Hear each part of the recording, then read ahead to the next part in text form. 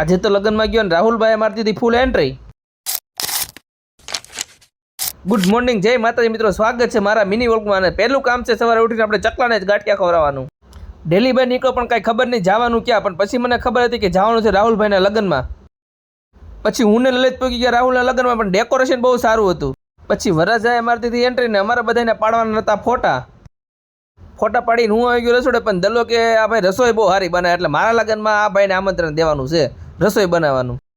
પણ રસોડાનું કાંઈ પણ કામ હોય તો આ બે ભાઈને કહેજો, આ બે ભાઈ રસોડાનું બહુ સારું કામ કરે છે. પણ આ ભાઈ શુદ્ધ ઘીમાં અડદિયો બનાવ્યો તો કાંઈ ઘટે ને, બહુ મસ્ત અડદિયો બનાવ્યો તો હો ભાઈ. પછી તો બધાય ભાઈ બહેન પીરવામાં ઉભા રહી ગયા ને જમવાની કરવાની હતી શરૂઆત.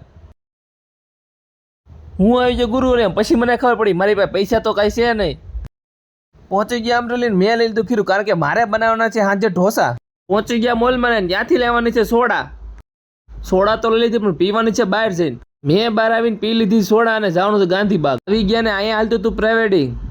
ગાંધીબાગનો નજારો બહુ સારો છે. આવી ગયો લગ્નમાં રાહુલભાઈની થતી હતી એન્ટ્રી. આ બધું લલિતભાઈ એને મારી દીધી ડિસ્કાની જમાવટ, પણ કાંઈ ઘટે નહીં હો લલિતભાઈનો ડિસ્કો. આ બાજુ મેન ઓગાએ પણ ડિસ્કાની મારી દીધી જમાવટ. હવે મળીએ નવા બ્લોગમાં. જય માતાજી.